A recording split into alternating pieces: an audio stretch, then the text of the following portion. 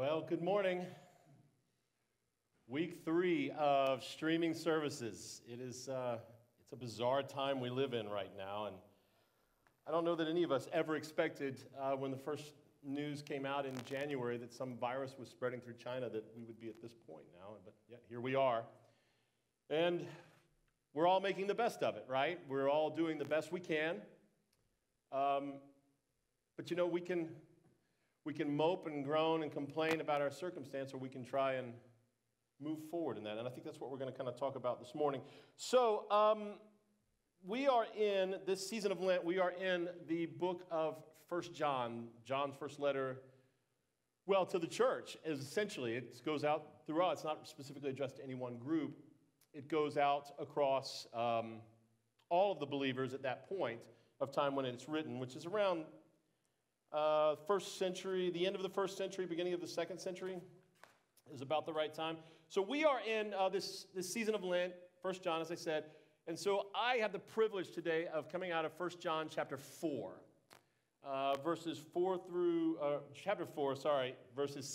12. And this is one of my favorite passages. I think it says some really amazing things about God and about the image of God. So without further ado, let's look at our passage for today. 1 John chapter 4 and verses 7 through 12. Probably should have had this ready before I walked up here, but yeah, you know, those things happen. 1 John chapter 4, starting in verse 7. Listen to this. Beloved, let us love one another. Man, you can't get any better than that, you know? You cannot start any kind of sentence better than that. This is great. Because love is from God. Everyone who loves is born of God and knows God. Whoever does not love does not know God, for God is love. God's love was revealed among us in this way. God sent his only Son into the world so that we might live through him. In this love, not that we loved God, but that he loved us and sent his Son to be the atoning sacrifice for our sins. Beloved, since God loved us so much, we also ought to love one another. No one has ever seen God. If we love one another, God lives in us, and his love is perfected in us. Interesting here. So our text makes some very bold statements about God, about love, and about what our response should be to this love. I mean, there's lots we can say about it, but the question of the hour is not, you know, what are we talking about from a theological perspective or these things, although we will touch on some theology this morning. I think the best question, though, when we read this verse, I mean, especially that first verse, let us love one another. How on earth are we supposed to love one another if we can't even go near one another? I mean, it's a fair question, right? We're not supposed to go near one another. We have a new phrase added to our lexicon now, don't we? Social distancing. James talked about it last week. I absolutely hate the term. I hate it. I love the term, which James replaced it with, physical distancing. Yes, yes. Be physically distant. But social distancing, I don't like it. But let's address that question, but we're going to take it a little bit more slowly. Let's start with just a little theology this morning, because that's kind of my favorite thing. 1 John 4, 7 and 8, we just read that. Love is of God, and everyone that loves is born of God and knows God. He that does not love does not know God, for God is love. These are, as Christians, our basic truths. God is love, and God's love carries a requirement of us, okay? It's not just, oh, God is love, and God loves us, and we can all live happily ever after. But there's a requirement, because the 3 letters of John, understand this now, 1 John, 2 John, 3 John, they're very similar to the Gospel of John. Very similar, because they come out of the same community at about the same period of time. And this community was built around the teachings of the Apostle John. Now, were these written by the actual apostle? Maybe, maybe not. Tradition holds that they are. A lot of people say they're not. It doesn't matter. It comes from his teachings, which is why there's so much similarity here. So with that being said, it's not surprising that the Gospel of John is echoed in the epistles of John. You see echoes here. What do you mean, Tim? Where are these echoes at? Well, John's Gospel records this from Jesus' last teachings to his disciples. Listen to this. This is John 14, 34 and 35. I give you a new commandment, that you love one another. That's really familiar, isn't it? You see that in the gospel, and then here it shows up again in this first epistle. Just as I have loved you, you also should love one another. Oh my, there it is again. By this will everyone know that you are my disciples if you, wait for it, if you love one another. John 15:12, this is my commandment. Could it be? That you love one another. John 15:17, I am giving you these commands so that you may love one another. Now let's talk about what's so amazing about this. Jesus is teaching this passage just before he's about to go into the Passion.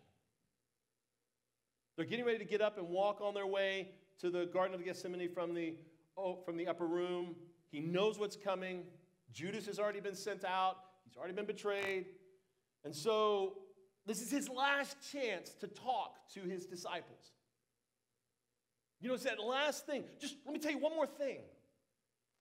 And so what does he save for this last minute? Beloved, I need to make sure that you judge one another. Beloved, I need you to make sure that you are rooting out one another's sins. All right, watch each other now. Beloved, hold each other to standards of morality or codes of conduct. Make sure that we do this. This is the last thing I'm going to get to say. So here's my command to you. Judge one another. Root out each other's sins. No. Not at all. His last opportunity to speak to his disciples before his death, he said, if there's just one thing I can leave with you, love one another. Love one another. While his final instructions are how they should relate to one another, they aren't about towing a line. Rather, he is directing them to mirror his relationship with his Father.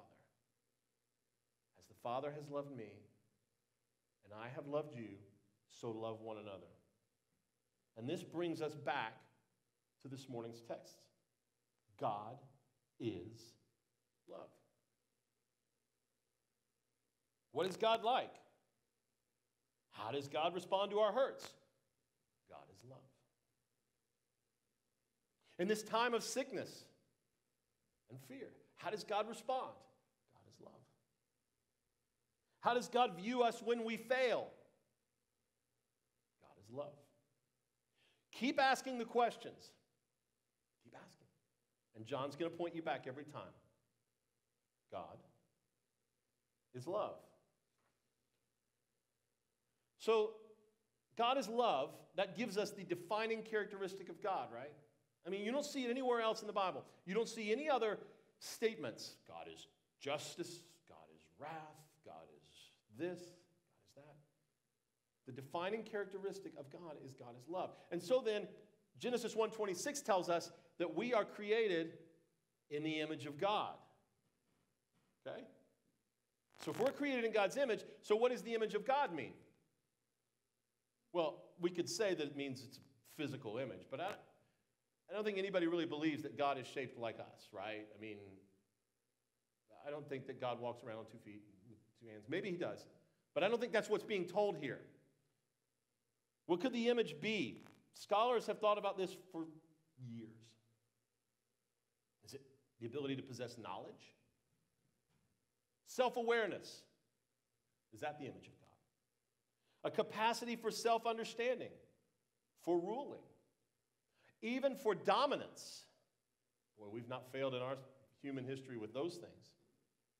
Yeah, maybe these are what it is. But I think John is giving us a better understanding. Everyone that loves is born of God and knows God. Here it is. When we love one another, we are quite literally demonstrating the fact that we are born of God. In essence, we are reflecting the image of God that is within us. When you love one another, you are reflecting the very nature and image of God that's inside of you. You are showing it. God is love, and everyone that loves is born of God and knows God. Now the commands of Jesus and of John begin to really hit home, don't they? If John says that everyone who loves is born of God and knows God, and Jesus tells us that everyone will know that you are my disciples if you love one another, then all we have to do is look at our actions and then look at our words. How do we act towards one another? How do we speak to one another? And we can see if they are motivated by love. We can see if how we are acting, responding, and speaking are part of the image of God. Are we loving one another, or are we scapegoating one another? So, that brings me back to the point of today. How do we love one another in the time of COVID-19? How can this be possible? Think about this. When we talk about loving one another, we talk about loving one another together. Well, it's not just empty words, right? I mean, you say you love me, but you don't do anything. Well, I guess we should be together. We should be physically present. But we can't do that right now, right? Can't. And anyone who tells you that we shouldn't be doing physical distancing is quite literally crazy. We can't do that. So then, what are you supposed to do? How do you love one another if you can't be with one another? Well, these are times that call for us to be very creative. Come up with an imagination. New ways of loving one another. Are we incapable of loving one another if we're not physically present? Are we incapable of that? Paul has a great phrase throughout his letters. It's 2 words. It says, God forbid. God forbid. No, we can love one another. And this might be the most important things that I say this morning. And I've been thinking about this all week long. There are a myriad of ways to love one another, even if we can't be physically present with one another. Think about those in our society right now who are most at risk. Okay? Let's start first group, elderly. Since the very beginning, our elderly neighbors have been told, you're at risk. Stay inside, stay away. Well, how would you love them? If they're at risk, could you and I not don a mask, put on some gloves, and go do their grocery shopping for them? Take their dogs out for walks. Loving actions to lower the risk of others while still keeping ourselves safe as well. In closely populated areas, could you go and wash their car or cut their grass? Why are you doing this for me? Because we love you. Because we love you. What about those we know? Because let me tell you something, friends. In the days and weeks ahead, you're going to know people who test positive for COVID-19. You're going to. The way that it's spreading, it's just an inevitability. How do we love them? What are you supposed to do when you test positive? You're supposed to quarantine. You don't leave the house. You don't go out of the house. You don't do anything. So what should you do? Once again, hey, do you need groceries?